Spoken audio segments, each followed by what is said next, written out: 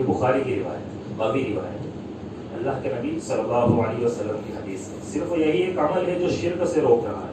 وہ زمانہ جو کل قیامت کے دن گواہی دے گا، وہ کس کے خلاف گواہی دے گا؟ وہ اسی کے خلاف گواہی دے گا جس نے ایمان لے کر آیا، جو اللہ کے نبی صلی اللہ علیہ وسلم کی رسالت پہ ایمان لے کر آیا، جو اسلام کے ہر بنیادی اصول پر ایمان لے کر آیا، لیکن اس پر وہ کھرا نہیں اترا. کل کا مقصد سوائے کھانے پینے کے اور کچھ نہیں. ہم لذیذ ڈھونڈتے ہیں. بھائی آج صبح اگر بھنڈی بنا دی، شام کو پتہ گوبھی بنا دی، پھر دوسرے دن پھول گوبھی بنا دی، اور پھر رات کو دال بنا دی، دال چاول. تو معاملات ہمارے دیکھ لیے کہ نا شکر الفاظ ایسے نکلتے ہیں، ہم گھر کے اندر منہ چڑھا کے رہتے ہیں، لڑائی جھگڑے ہو جاتے ہیں چھوٹی چھوٹی سی بات پہ، بچوں کو مارنا پیٹنا، بچوں کو ہٹا دینا، چلا دینا. ارے بھائی صاحب گھر سے باہر نکلے 3 گھنٹے تک گھر میں نہیں آئے. شیطان کو، ابلیس کو کیوں بنایا؟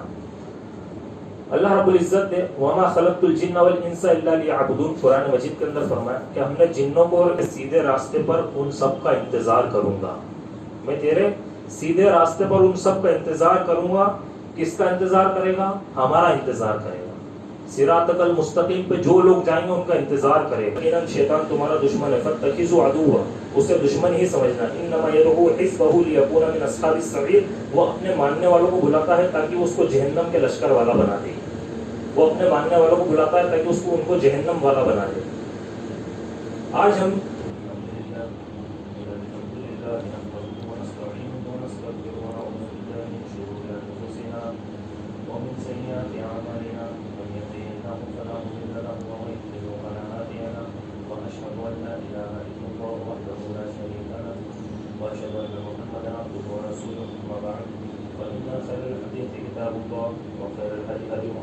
صلى الله عليه وسلم وشر الأمور محدثاتها وكل محدثة بدعة وكل بدعة ضلالة وكل ضلالة في النار.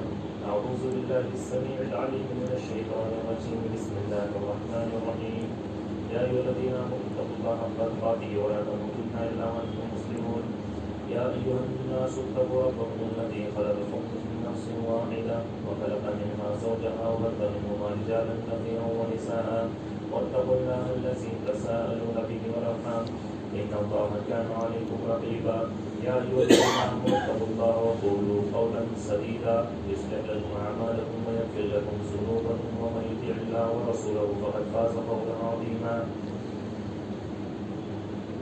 قال الله تبارك وتعالى في القرآن المجيد في مقام الآخر والعصر إن الإنسان لفي خسر إلا الذين آمنوا وعملوا الصالحات وتواصوا بالحق وتواصوا بالصبر.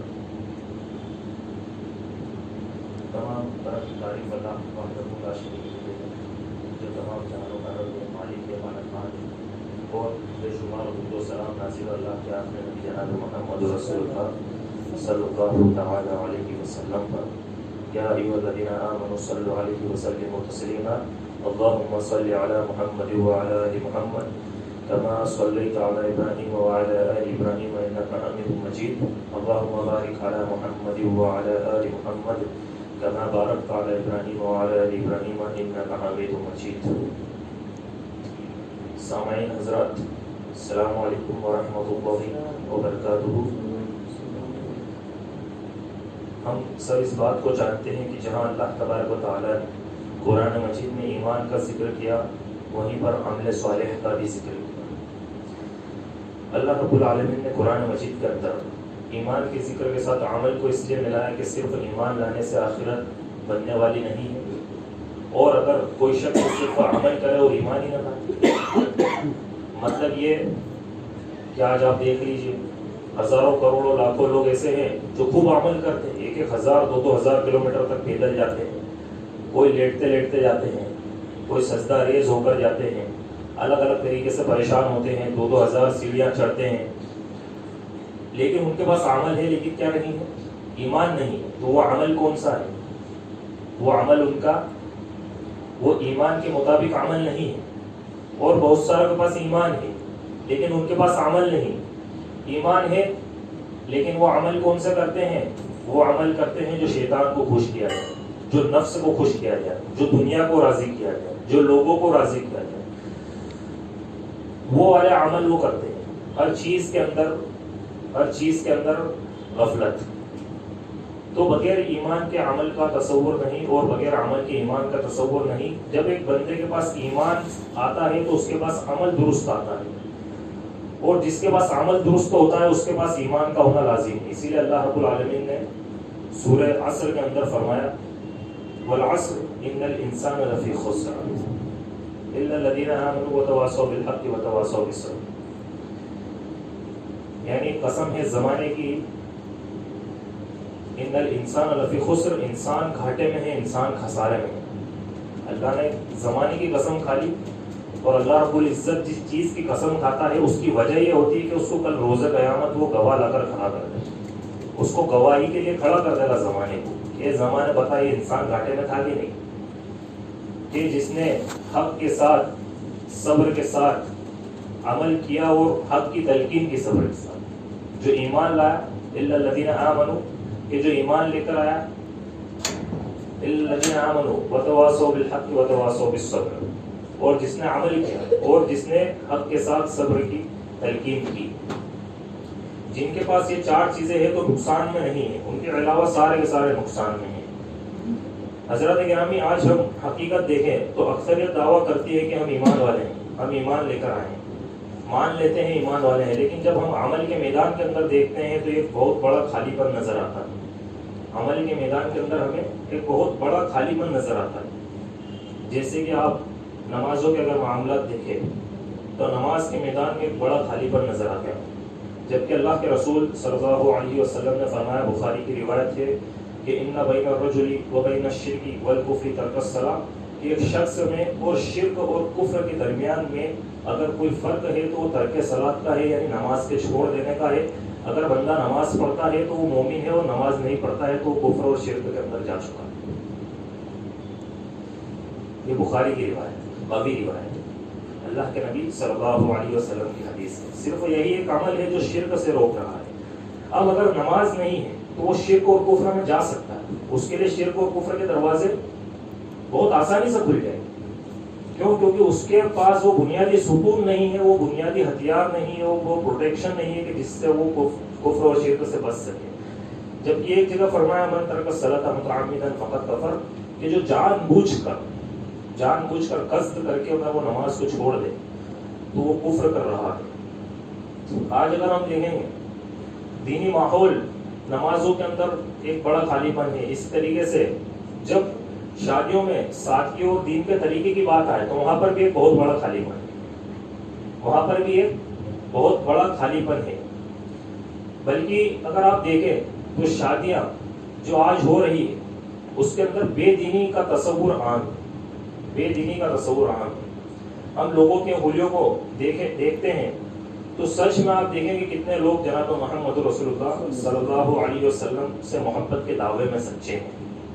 اکثریت اگر آپ نوجوانوں کے آج دیکھیں گے تو ان کے آئیڈیل، ان کے نمونے فلم اسٹار ہیں۔ اکثریت کا وقت انسٹاگرام پہ، فیس بک پہ، واٹس ایپ پہ اور سوشل جتنے بھی پلیٹ فارمز ہیں ان کے اوپر زیادہ گزرتا ہے نوجوانوں کا۔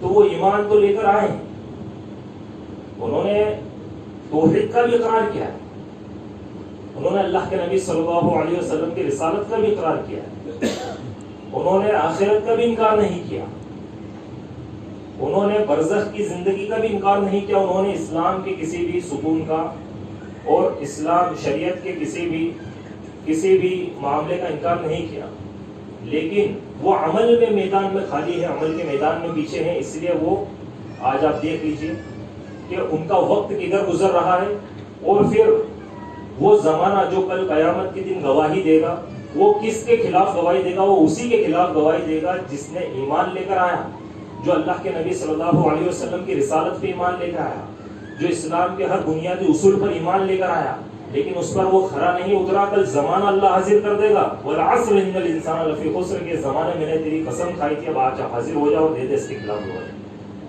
کہ اس نے وہ عمل کیا ہے نہیں کیا جس سے میں راضی ہوتا۔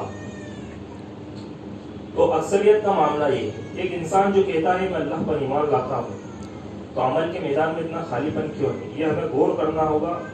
کیوں قرآن یہ کہتا ہے کہ مجھ کو بھی پڑھ، میں کتاب ہوں، مضمون خاص ہوں، معنی تیرے نصاب میں شامل نہیں ہوں۔ کہ تو نے اپنے نصاب میں سب کچھ شامل کر دیا.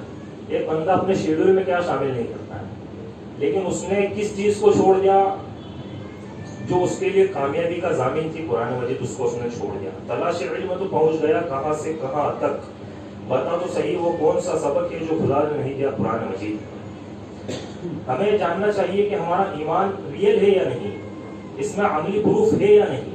آئیے جانتے ہیں یہ سب ہو رہا ہے, اس کی بنیادی وجہ کیا ہے. سب سے پہلے اللہ کے نبی صلی اللہ علیہ وسلم کی حدیث. اللہ کے نبی صلی اللہ علیہ وسلم نے فرمایا لا تزال قدم لآدم یوم القیامہ حتی یسأل عن خمس, کہ کل روز قیامت ایک آدم کی اولاد, ایک انسان اپنے قدم ہلا نہیں سکتا جب تک کہ وہ ان 5 سوالوں کے جواب نہ دے. اس کے قدم ہل نہیں سکتے جب تک کہ وہ اللہ رب العالمین کے حکم سے ان 5 سوالوں کے جواب نہ دیتے. پہلا عن عمرہ فیما افنا, کہ اس کی عمر کے بارے میں سوال کیا جائے گا کہ یہ تو نے کہاں پر گزاری, کس جگہ تو نے اپنی عمر کو وقف کیا. اور اللہ رب العالمین سوال پوچھ رہا ہے, براہ راست ایک بندے کو جواب دینا ہے. کوئی ٹرانسلیٹر نہیں ہوگا, کوئی ترجمان نہیں ہوگا. آج دنیا کے اندر ترجمان ہوتا ہے, ہمیں عربی نہیں آتی, اگر ہم کسی بیرونی ملک میں جاتے ہیں, ہم اگر کسی ٹرانسلیٹر کو لیتے ہیں تو وہ سامنے والا کا ٹرانسلیٹ کر کے بتاتا ہے کہ فلاں شخص نے یہ بولا ہے.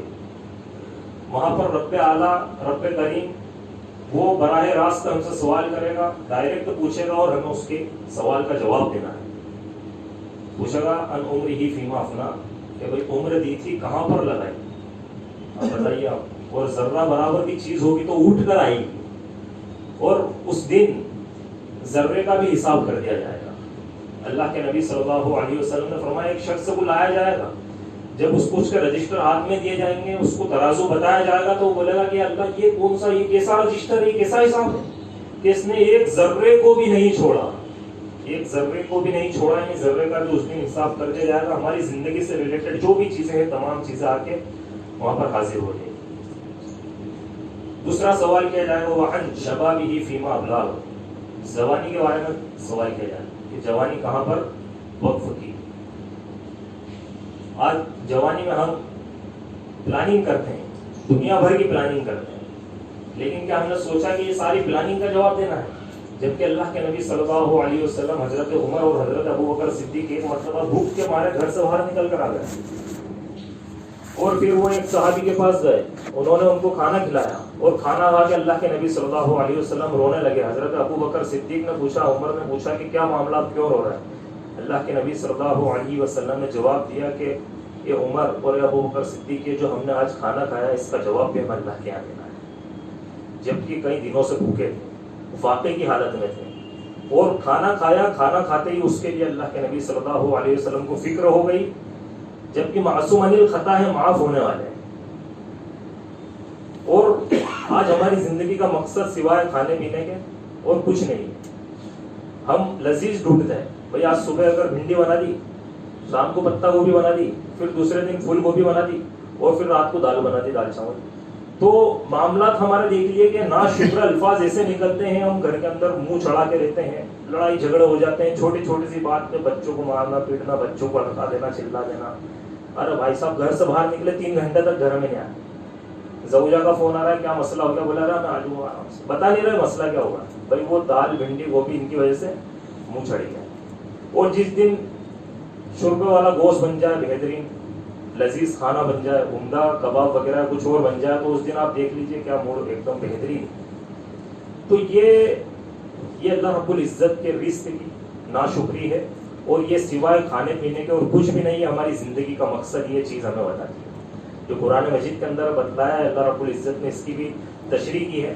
اللہ نے فرمایا کہ یہ ایسے کھاتے جیسے جانور کھاتے, جیسے چوپائے کھاتے ہیں, بلکہ ان سے بھی بدتر, بل ہم اضل اولئک هم الغافلون, یہ غفلت میں ہے, صرف کھانے کے شکار ہے, صرف کھانا چاہیے ان کو, یہ غافل ہے, غفلت میں ہے, کہ یہ ان سے بھی بدتر ہیں. ان کی زندگی کا مقصد سوائے کھانے پینے کے اور کچھ نہیں.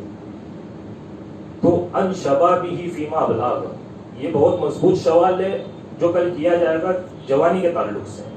ومالہ من این اکتسبہ, اور مال کے بارے میں پوچھا جائے گا کہ کمایا کہاں سے. بہت آسانی سے آ جاتا ہے, بہت آسانی سے لے لیتے ہیں, بہت آسانی سے معاملات ہو جاتے ہیں, لیکن کل اس کے تعلق سے بھی سوال کیا جائے گا. من این اکتسبہ, کہ کہاں سے اس کو حاصل کیا، وفیما انفقہ، اور پھر چوتھا سوال کیا جائے گا کہ اس کو خرچ کہاں پر کیا. یہ دونوں سوالوں کو الگ کیا ہے، الگ، تاکہ اس کی اہمیت کو بتایا گیا ہے یہاں پر کہ یہ 5 سوالوں میں سے 2 سوال صرف مال کے تعلق سے ہوں کہ کمایا کہاں سے ہے، اور پھر کما تو لیا، اس کا جواب بندے کو دینا پھر خرچ کہاں پر کیا. وَمَاذَا عَمِلَ فِيمَا عَلِمَ، اور جو علم تو تیرے پاس تھا اس کے مطابق عمل کتنا کیا. یہاں پر آ کر بندہ مین پھنسے گا کہ علم جو تجھے عطا کیا تھا اس کے مطابق عمل کتنا کیا. تو نے جو قرآن پڑھا تھا، تو نے جو حدیث پڑھی تھی، اس کے مطابق عمل کیا کتنا کیا. امام ترمذی نے اس حدیث کو اپنی سنن میں جمع کیا ہے، سنن ترمذی کے اندر. عمل کے متعلق خاص یہاں پر سوال ہوگا. آج لوگوں کو پتا ہے، سب جانتے ہیں کہ ہمیں حلال کھانا چاہیے، سب کو معلوم ہے کہ بے حیائی بری چیز ہے، ہر شخص جانتا ہے کہ نماز ہمارے اوپر فرض کر دی گئی، ان الصلاۃ کانت علی المؤمنین کتابا موقوتا. سب جانتے ہیں کہ سود لینا ایک عظیم گناہ ہے، سودی نظام ایک عظیم گناہ ہے، اور اس کے خلاف جنگ کرنے کے بجائے اسی میں شامل ہو جانا، اسی کے لشکروں کے اندر لاہو جلال کے ساتھ شامل ہو جانا. سب جانتے ہیں کہ اللہ کے حق، بندوں کے حق کیا ہے، اللہ رب العالمین کے حقوق کیا ہے، اللہ کے نبی صلی اللہ علیہ وسلم کے حقوق کیا ہے، حقوق العباد کیا ہے، حقوق الوالدین کیا ہے، اولاد کے حقوق کیا ہے، بیوی کے حقوق کیا ہے. تمام کے حقوق جاننے کے بعد حقوقوں کے اندر کوتاہی کرنا. سب جانتے ہیں کہ یہ جو زندگی اللہ رب العالمین نے ہمیں عطا کی ایک آزمائش ہے. سب سے بڑی وجہ فکر اور تدبر کا اندر نہ ہونا. ایک انسان فکر اور تدبر نہیں کرتا، وہ غور و فکر نہیں کرتا، وہ نہیں سوچتا. بھئی جس انسان کو فکر ہوگی وہی حرام سے بچے گا، جس انسان کو فکر ہوگی وہی اپنے لین دین صاف رکھے گا، جس انسان کو فکر ہوگی وہی غیبت سے بچے گا، جس انسان کو فکر ہوگی وہی رشتہ داریوں کے اندر صلح کروائے گا، جس انسان کو فکر ہوگی وہی اپنے اعمال نامے کے اندر نیکیوں کو جمع کرے گا، جس انسان کے اندر فکر ہوگی وہی جھوٹ نہیں بولے گا بلکہ سچ بولے گا، جس انسان کے اندر فکر ہوگی وہی اپنی زبان کی حفاظت کرے گا، اپنے معاملات کی حفاظت کرے گا، اپنی معاشرتی زندگی کی حفاظت کرے گا، اپنی ذاتی زندگی کی حفاظت کرے گا، اپنے ظاہر کی حفاظت کرے گا، اپنے باطن کی حفاظت کرے گا. لیکن بنیادی چیز ہے فکر کا اپنے اندر پیدا ہونا. جس کے اندر فکر نام کے 3 لفظ ختم ہو گئے، اس کے اندر کسی چیز کا تصور، جس کے اندر ایک انسان پرہیزگاری پیدا کر سکے، تقوی پیدا کر سکے، پیدا ہو ہی نہیں سکتا، کیونکہ اس کے اندر فکر نام کی چیز موجود نہیں ہے. غور و فکر اور تدبر کرنا. اسی لیے قرآن مجید کے اندر اللہ رب العزت نے بار بار یہ الفاظ دہرائے کہ کیا تم غور و فکر نہیں کرتے، کیا تم غور و فکر نہیں کرتے کہ تمہاری زندگی جو تم اس زمین پر جی رہے ہو، مرنے کے بعد تمہیں کروڑوں اربوں سال اس زمین کے آغوش کے اندر گزارنے ہیں. اپنی زندگی کا ایک لمبا عرصہ تمہیں اس زمین کے اندر گزارنا ہے. اس سے پہلے اپنے اعمال کو درست کر لو اور غور و فکر کر لو، کیونکہ بعد میں پھر غور و فکر کرنا فائدہ مند نہیں ہوگا. ایک شخص بعد میں بھی غور کرے گا کہ غلطی بہت بڑی کر دی ہے، بہت بڑا نقصان خسارہ والا کام کر دیا ہے، لیکن اس وقت وہ اس کے کام میں آنے والی چیز نہیں ہے. اب ہم جانتے ہیں کیا وجہ ہے کہ انسان ایمان لانے کے بعد عمل میں پیچھے رہ جاتا ہے. 5 وجہ ہے. سب سے پہلی وجہ شیطان ہے. یہ اللہ کی طرف سے ایک آزمائش ہے. اللہ تعالیٰ نے قرآن مجید کے اندر فرمایا کل نفس ذائقۃ الموت، کہ ہر نفس کو موت کا مزہ چکھنا ہے، ہر نفس کو موت کا مزہ چکھنا ہے. یہ زندگی عارضی ہے. کل من علیہا فان ویبقی وجہ ربک ذو الجلال والاکرام. دنیاوی زندگی یہ ایک امتحان. سورہ ملک سورہ نمبر 67 آیت نمبر 2 میں اللہ رب العزت نے فرمایا الذی خلق الموت والحیات لیبلوکم ایکم احسن عملا وهو العزیز الغفور، کہ وہی اللہ جس نے موت کو پیدا کیا، جس نے حیات کو پیدا کیا تاکہ وہ جانچے، تاکہ وہ پرکھے، تاکہ وہ امتحان لے. لیبلوکم ایکم احسن عملا، کہ تم میں سے کون بہترین عمل کرنے والا ہے، عمل کے اعتبار سے بہتر کون ہے، وہ اس چیز کا امتحان لے. اس نے تمہیں اس لیے پیدا کیا. بہت سے لوگ سوال کرتے ہیں کہ بھئی ابلیس کو کیوں بنایا، شیطان کو، ابلیس کو کیوں بنایا. اللہ رب العزت نے وما خلقت الجن والانس الا لیعبدون قرآن مجید کے اندر فرمایا کہ ہم نے جنوں کو اور انسانوں کو عبادت کے لیے پیدا کیا. ایگزام کے اندر ہم جب کوئی امتحان دیتے ہیں تو اس کے اندر چوز دی کریکٹ آنسرز آتے ہیں کہ صحیح جو ہے جوابات کو اس کے اندر سے آپ چنیے، سلیکٹ کیجیے. تو اسی کے اندر کچھ جوابات غلط ہوتے ہیں اور کچھ جوابات جو ہے وہ صحیح ہوتے ہیں. ابلیس کے راستے پر ہمیں ٹیک نہیں لگانا. ابلیس کے راستے پر اگر ہم نے ٹیک لگا دیا تو ہم ابلیس کے فالوور بن گئے. ابلیس کو اللہ رب العالمین نے پیدا کیا. یہ زندگی جو آزمائش بنائی ہے اس کے اندر اللہ رب العالمین نے لوگوں کی آزمائش کے لیے ابلیس کو پیدا کیا. اب ذرا تصور کیجئے کہ اگر ابلیس ہی نہ ہوتا تو آج کیا انسان جو مکاری، جھوٹ، فریب، غیبت، ایک انسان کا نفس جو اللہ رب العالمین نے ایک انسان کو عقل سلیم عطا کی ہے، اس کے حساب سے اگر وہ کیلکولیٹ کرتا تو تمام اعمال صحیح کرتا. ابلیس نہ ہوتا تو ایک انسان کو جنت مل جاتی. لیکن ابلیس ہے، شیطان ہے، اس وجہ سے ایک انسان کے لیے آزمائش ہے، اور وہی آزمائش میں مکمل اتر کے جنت اور جہنم کا فیصلہ ہوگا. تو ابلیس کو اللہ رب العالمین نے پیدا کیا آزمائش کے لیے. اللہ تعالیٰ نے سورہ اعراف کے اندر فرمایا، سورہ اعراف سورہ نمبر 7 آیت نمبر 16 اور 17 میں ابلیس نے اللہ رب العالمین سے کہا فَبِمَا أَغْوَيْتَنِي، یہ اللہ کیونکہ تو نے مجھے غلط راستے پر ڈال دیا، تو نے مجھے غلط راستے پر ڈال دیا، لَأَقْعَدَنَّ لَهُمْ صِرَاطَكَ الْمُسْتَقِيمَ، میں تیرے سیدھے راستے پر ان سب کا انتظار کروں گا. میں تیرے سیدھے راستے پر ان سب کا انتظار کروں گا.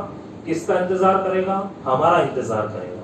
صراطک المستقیم پہ جو لوگ جائیں گے ان کا انتظار کرے گا. ثم لآتینہم من بین ایدیہم ومن خلفہم، پھر آگے سے بھی حملہ کروں گا اور ان کے پیچھے سے بھی حملہ کروں گا. وعن ایمانہم، اور دائیں سے بھی حملہ کروں گا. وعن شمائلہم، اور بائیں سے بھی حملہ کروں گا. بتائیے اتنی بڑی چیتاونی کوئی دشمن دے سکتا دنیا کے اندر؟ کوئی دشمن بھی نہیں دے سکتا. اتنا بڑا الٹیمیٹم کس نے دیا ہے؟ شیطان نے دیا ہے کہ میں ان کے صراط مستقیم پر بیٹھوں گا اور ان کے آگے سے حملہ کروں گا، ان کے پیچھے سے حملہ کروں گا، ان کے دائیں سے حملہ کروں گا، ان کے بائیں سے حملہ کروں گا، یہاں تک کہ ہر طرف سے ان کو چھلنی کر دوں گا. ایسا کر دوں گا بالکل کہ وہ اٹھ کر جنت میں جا ہی نہیں سکتے. یہ کس نے وعدہ کیا ہے؟ یہ شیطان نے اللہ رب العزت سے وعدہ کیا. اور پھر آخر میں ہم نے ایک بات کہہ دی وَلَا تَجِدُ أَكْثَرُهُمْ شَاكِرِينَ، اور تو ان میں سے اکثر بندوں کو ناشکرا پائے گا. اور یہ ناشکری جو ہے نا، جو ابھی بات چل رہی تھی کہ ہر بات پہ ناشکری جب ایک بندہ کرتا ہے تو گویا کہ وہ اللہ رب العالمین کی ذات پر اس کا مکمل اعتماد نہیں ہے، وہ اللہ رب العالمین سے بغاوت کر رہا ہے. اللہ رب العالمین کی نعمتیں جن کے تعلق سے اللہ نے کہا کہ وَإِن تَعُدُّوا نِعْمَتَ اللَّهِ لَا تُحْصُوهَا، کہ اگر تم اللہ کی نعمتوں کو شمار کرنا چاہو نہیں کر سکتے، ان کا انکار کر رہا ہے. ناشکری کرنا یعنی اللہ کی نعمتوں کا انکار کرنا. اور اس نے یہی کہا کہ وَلَا تَجِدُ أَكْثَرُهُمْ شَاكِرِينَ. اور ایک جگہ شیطان نے، ابلیس نے اللہ کی ذات کی اور اللہ کی عزت کی قسم کھائی کہ اللہ تیری عزت کی اور تیرے جاہ و جلال کی قسم کہ میں تیرے اکثر بندوں کو گمراہ کر دوں گا، میں تیرے اکثر بندوں کو گمراہ کر دوں گا. اللہ رب العزت کی عزت کی قسم اس نے کھائی. تو وہ اس کے کام میں مکمل ہے اور وہ کر رہا ہے. لیکن ہمیں یہ طے کرنا ہے کہ ہم اس پر ٹیک لگاتے ہیں یا نہیں لگاتے. کوئی معاملہ آیا، کوئی رشتہ داری کے اندر صلح کی بات آئی، اب ہمارا پلڑا کدھر بھاری ہو رہا ہے؟ ہمارا ادھر بھاری ہو رہا ہے جن سے پہلے سے سمجھوتا ہے، اور ہم اس کے اندر ناانصافی کر دیتے ہیں اور ٹیک کس پہ لگا دیتے ہیں؟ ابلیس پہ لگا دیتے ہیں. بھائی کوئی لین دین کی بات آئی، کوئی امانت کی بات آئی، امانت کے اندر ہمارا نفس ہمیں ابھار رہا ہے کہ اس کے اندر سے تھوڑا سا ایسا کر دے ویسا کر دے، ادھر اوپر نیچے 2 4 5، اور ہم نے اس کے اندر کیا کرا؟ ابلیس کے تھاکے پہ ٹیک لگا دیا. جب زبان کا معاملہ آیا، اخلاق کا معاملہ آیا، تو ہمارا نفس کہہ رہا ہے کہ برا القاب سے پکار سامنے والے اس کو الٹا سیدھا بول، اور ہم نے کیا کرا؟ ہم نے ابلیس کے کھاتے پہ ٹک لگا دیا. تو اس کے اندر چوز دی کریکٹ آنسر میں ہم نے کیا کرا؟ ہمیشہ ابلیس کو چنا. ہم نے ہمیشہ ابلیس کو چنا. تو پھر وہ جو وعدہ اللہ رب العالمین سے کر کے آیا وہ کیوں نہ پورا کرے گا؟ ہم جو ہے ہمارا معاملہ اللہ رب العالمین نے ہمیں یہ اختیار دیا ہے. اللہ رب العالمین نے عقل سلیم دی، اور قرآن مجید کے اندر اللہ رب العالمین نے واضح کر دیا، بیان کر دیا. قرآن میں اللہ رب العالمین نے کہا کہ اما ہدیناہ السبیل اما شاکرا و اما کفورا، کہ ہم نے بندے کے لیے دونوں طرح کے راستے کھول دیے. ہم نے ہدایت کا راستہ بھی کھول دیا اور ہم نے گمراہی کا راستہ بھی کھول دیا. اب جس کا من ہو وہ شکر کرے اور جس کا من ہو وہ ناشکری کرے. جو چاہے شکر گزار بنے، جو چاہے ناشکرا بنے. تو یہ اللہ رب العالمین نے ہمیں اختیار دے دیا. اور پھر اس کے باوجود اگر ہم نہیں سدھرتے تو پھر آپ جانیے اللہ رب العالمین ہمارا بہتر کرے اور ہمارا بھلا کرے. سورہ اسراء میں اس نے اللہ رب العالمین سے کہا، کس نے؟ شیطان نے. سورہ نمبر 17 آیت نمبر 62، اخرتنی الی یوم القیامۃ لأحتنکن ذریتہ الا قلیلا، کہ میں آدم کی اولاد کو بہت کم کو چھوڑ کر اکثر کو گمراہ کر دوں گا۔ اب ذرا بتائیے آپ کے جگہ جگہ پر ان نے کم سے کم 3-4 مرتبہ اللہ رب العالمین سے براہ راست لکھا کہ میں اس کی اولاد کو یعنی آدم کی اولاد کو بہت کم کو چھوڑ کر اکثر کو گمراہ کر دوں گا، اور یہی کر رہا ہے ابلیس۔ قرآن میں آتا ہے سورہ نساء کے اندر سورہ نمبر 4 آیت نمبر 120 میں یعیدہم، کہ ابلیس وعدے کرتا ہے، ویمنیہم، ابلیس تمنائیں پیدا کرتا ہے، وما یعیدہم الشیطان الا غرورا، لیکن شیطان کے وعدے، ابلیس کے وعدے سوائے دھوکے کے اور کچھ بھی نہیں ہے۔ شیطان کے وعدے سوائے دھوکا ہے اور اس کے علاوہ کچھ نہیں ہے۔ آئیے شیطان سے ہم جنگ کیسے کریں؟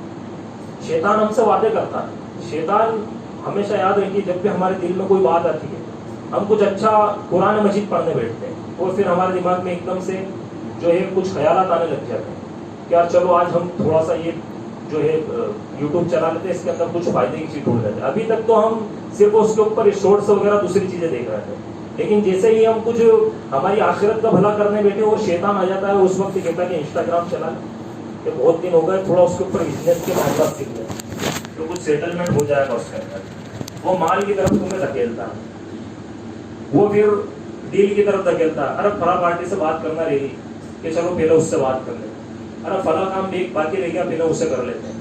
اور اس طریقے سے وہ ایک انسان سے باتیں کرتا ہے اور اس کو یمنیہم، اس کے اندر تمنائیں جگاتا ہے کہ بھائی ایک انسان کے پاس گھر ہے اس کے پاس، وہ رہ رہا ہے، لیکن اس کے باوجود شیطان کیا وعدہ لاتا ہے اس کے اندر، کیا بڑا گھر بنا، دیکھ تیرے پڑوسی نے کتنا بڑا گھر بنا لیا، تیری 2 منزل ہے اس کے پاس 4 منزل ہے، تیرے پاس 1 بلڈنگ اس کے پاس 4 بنگلو ہے، کہ تو یہ کب کرے گا؟ پھر بندہ اس کی کشمکش میں اور اسی میں لگ جاتا ہے اور وہ پریشان ہونے لگ جاتا ہے، جبکہ اس بندے کو اس وقت یہ سوچنا چاہیے کہ مجھے اللہ رب العالمین نے ایمان عطا کیا، مجھے توحید عطا کی، اور اللہ رب العالمین نے مجھ سے وعدہ کیا ہے جنت کے اندر محلات کا، کہ اللہ کے نبی جناب محمد رسول اللہ صلی اللہ علیہ وسلم کے پاس اگر اللہ کے نبی صلی اللہ علیہ وسلم چاہتے تو اس دنیا میں کیا جمع نہیں کر لیتے۔ اللہ کے نبی صلی اللہ علیہ وسلم چاہتے تو کیسر و کسرا کی حکومتیں اور بادشاہتیں اللہ کے نبی صلی اللہ علیہ وسلم کے انڈر میں تھی۔ حضرت عمر فاروق رضی اللہ تعالیٰ عنہ کے انڈر میں بڑی بڑی سلطنتیں کام کیا کرتی تھی، ان کے کپڑوں پر 18 پیوند ہوا کرتے تھے، لیکن ان کے انڈر میں بڑی بڑی حکومتیں اور سلطنتیں آ گئی تھی اس وقت۔ یہی دنیا کے حضرت عمر بن خطاب رضی اللہ تعالیٰ عنہ خلیفہ بن رہے تھے، ان کے ہاتھ میں معاملات تھے، وہ چاہتے تو بڑی بڑی ڈیلیں، بڑے بڑے بزنس، بڑے بڑے معاملات، بڑے بڑے محلات، بڑے بڑے باغات، بڑی بڑی جگہوں کو، بڑی فیسلٹیز والی اور بڑی اچھی جگہوں کو وہ اپنے انڈر میں کر سکتے تھے اور وہاں پر جا کر وہ زندگی گزار سکتے تھے، لیکن نہیں، وہی اللہ کے نبی صلی اللہ علیہ وسلم کی سنت پر کٹنے کے اوپر سو کر زندگی نکالا کرتے تھے۔ کیوں؟ کیونکہ شیطان آتا، حضرت عمر رضی اللہ تعالیٰ عنہ کے تعلق سے کہ شیطان جب حضرت عمر رضی اللہ تعالیٰ عنہ جس راستے سے گزرتے اللہ کے نبی صلی اللہ علیہ وسلم فرماتے ہیں کہ اس راستے کو شیطان بدل دیا کرتا تھا، جس راستے میں حضرت عمر جاتے شیطان راستہ پلٹ کے بھاگ جاتا۔ شیطان جب امیدیں جگاتا ہے، تمنائیں جگاتا ہے، ابھی وہ والی حدیث میں ہے کہ شیطان کام کیسے کرتا ہے۔ سورہ فاتر کے اندر سورہ نمبر 35 آیت نمبر 6 میں اللہ رب العزت نے فرمایا ان الشیطان لکم عدو، یقیناً شیطان تمہارا دشمن ہے، فاتخذوا عدوا، اسے دشمن ہی سمجھنا، انما یدعو حزبہ لیکون من اصحاب السعیر، وہ اپنے ماننے والوں کو بلاتا ہے تاکہ وہ اس کو جہنم کے لشکر والا بنا دے، وہ اپنے ماننے والوں کو بلاتا ہے تاکہ اس کو ان کو جہنم والا بنا دے۔ آج ہم سب سے امپورٹنٹ چیز ہے انفارمیشن ہونا، کہ ہمیں انفارمیشن نہیں ہے کسی چیز کے بارے میں، ہم وہ عمل نہیں کر پائیں گے، وہ کام نہیں کر پائیں گے۔ مثال کے طور پر سورہ ناس کے اندر ہمیں سب سے ضروری چیزیں انفارمیشن لینا۔ اللہ رب العزت نے سورہ ناس سورہ نمبر 114 کے اندر فرمایا قل اعوذ برب الناس، کہو کہ میں پناہ مانگتا ہوں انسانوں کے رب سے، ملک الناس، انسانوں کے بادشاہوں سے، الہ الناس، انسانوں کے معبود سے، من شر الوسواس الخناس، وسوسہ ڈالنے والے کے شر سے جو وسوسہ ڈالتا ہے اور پیچھے ہٹ جاتا ہے، الذی یوسوس فی صدور الناس من الجنۃ والناس، کہ جو انسانوں کے سینوں کے اندر وسوسے ڈالتا ہے، من الجنۃ والناس، انسانوں کے اور جناتوں کے بھی وہ وسوسے ڈالتے ہیں۔ جنوں میں بھی اللہ رب العزت نے جنوں کو عبادت کے لیے بھیجا ہے، جو عبادت کرتے ہیں وہ انہیں بھی بھٹکاتا ہے۔ تو عربک زبان میں یہاں پر آتا ہے وسواس، وسواس کہتے ہیں جو بہت زیادہ وسوسے ڈالے، بہت زیادہ انسان کو گمراہ کرے، بہت زیادہ بڑھتا ہے، اور شیطان وہ کام کرتا ہے۔ شیطان کو ہمیشہ مفعول کے سیگے کے ساتھ اللہ رب العالمین لے کر آیا ہے ہمیں چیتاونی دینے کے لیے کہ تم نے سب سے زیادہ کسی چیز کو اگر ایوائڈ کر رکھا ہے، چھوڑ رکھا ہے، جس کو تم نے نہیں سمجھا زندگی کے اندر، وہ شیطان ہے. اور شیطان کو مفعول کے سیگے کے ساتھ لایا کہ یہ ہر کام پختگی کے ساتھ کرتا ہے، وسوسہ یعنی وسوسے سے ڈال کے ہی رہے گا، سب سے زیادہ وسوسہ ڈالتا ہے. وَلَا تَجِدُ أَكْثَرُهُمْ شَاكِرِينَ، یہ تمہیں شکر گزار بنا کر ہی رہے گا، یہ تمہیں گمراہ کر ہی رہے گا. اسی لیے ہر وقت ہمیں اللہ رب العالمین سے پناہ مانگنی چاہیے، ہمیں اس سے جنگ لڑنی ہے. سورہ ناس ہم پڑھیں، سورہ ناس پڑھ کے ہم دم کریں، ہم سورہ ناس پڑھ کے عمل کریں، انشاءاللہ اللہ رب العالمین شیطان کے وسوسوں کو ہم سے دور کر دیں. اسی طریقے سے عبداللہ ابن عباس، چند باتیں رکھ کے اپنی بات کو ختم کروں گا. عبداللہ ابن عباس رضی اللہ تعالیٰ عنہ نے بتایا، امام ابن کثیر نے اسے اپنی شرح میں جمع کیا ہے، بتایا کہ شیطان کہتا ہے، شیطان جالس علی قلب ابن آدم، کہ میں ابن آدم یعنی آدم کی اولاد کے دل پر بیٹھا رہتا ہوں. شیطان جالس علی قلب ابن آدم، کہ ابن آدم کے قلب پہ، اس کے دل پر بیٹھا رہتا ہوں. جیسے ہی بندہ اللہ رب العالمین کو یاد کرتا ہے میں پیچھے ہٹ جاتا ہوں، اور جیسے ہی بندہ اللہ رب العالمین کو بھول جاتا ہے میں واپس سے آ کر اس پر بیٹھ جاتا ہوں. تو جو شخص اللہ رب العالمین کا تقویٰ اپنے دل میں لیے 24 گھنٹے جیے گا، شیطان اس کے دل پر بیٹھ نہیں سکتا. اور جس شخص کے دل میں اللہ کا ڈر نہ ہو، دنیا کا ڈر ہو، نفس پرستی والا شخص ہو، دنیا پرستی والا شخص ہو، مال پرستی والا شخص ہو، ایگو پرستی والا شخص ہو، ایگو کی دنیا چل رہی، ایک شخص ایگو میں جیتا ہے، ایک شخص انا میں جیتا ہے، ایک شخص نام و نسب کے ساتھ جیتا ہے، ایک شخص جاہ و جلجلے کے ساتھ جیتا ہے، ایک شخص اپنے آپ کو بادشاہ سمجھتا ہے. ہر شخص آج آپ دیکھ لیجئے کہ وہ اپنے آپ کو آئی ایم سم تھنگ سمجھتا ہے. اور یہی آئی ایم سم تھنگ والا جو مسئلہ ہے، جس طریقے سے نمرود کے سینے پر، نمرود کے دل پر جا کر شیطان بیٹھ گیا تھا پھر نہیں ہٹا. فرعون کے سینے پر، فرعون کے دل پر جا کر شیطان بیٹھ گیا تھا پھر نہیں ہٹا. قارون کے سینے پر، قارون کے سر پر، کے دل پر شیطان جا کر بیٹھ گیا تھا پھر نہیں ہٹا. اسی طریقے سے شیطان آ کر بیٹھ جاتا ہے جب ایگو کی بات آ جاتی ہے، جب انا کی بات آ جاتی ہے. اس کے بعد شیطان پھر ہٹتا نہیں ہے، کیونکہ ایک بندہ اللہ کو بھول جاتا ہے اور وہ اپنا آپ کو آئی ایم سم تھنگ سمجھ لیتا ہے، اپنے آپ کو کچھ نہ کچھ سمجھنے لگتا ہے. تو یہ شیطان جو ہے یہ دلوں پر بیٹھتا ہے، اور شیطان کے الگ الگ طریقے ہیں. ہمیں یاد رکھنے کی ضرورت ہے کہ شیطان ہمیشہ ہمارا سیدھے راستے پر انتظار کر رہا ہے. اور اس حدیث کو ہم جانیں کہ من سلک طریقا یلتمس فیہ علما، جو علم حاصل کرنے کے راستے پر چلے گا، جو علم حاصل کرے گا اور اس کے راستے پر چلے گا، سہل اللہ لہ بہ طریقا الی الجنہ، تو اللہ رب العالمین اس کے اس چلنے کی وجہ سے اس کے جنت کے راستے کو آسان کر دے گا. تو یہ چند باتیں تھی جو میں نے آپ کے سامنے رکھنے کی کوشش کری. بہت ساری باتیں شیطان کے تعلق سے رہ گئی ہے. آخر میں اللہ رب العالمین سے دعا ہے کہ اللہ رب العالمین ہمیں کہنے اور سننے سے زیادہ عمل کرنے کی توفیق عطا فرمائے.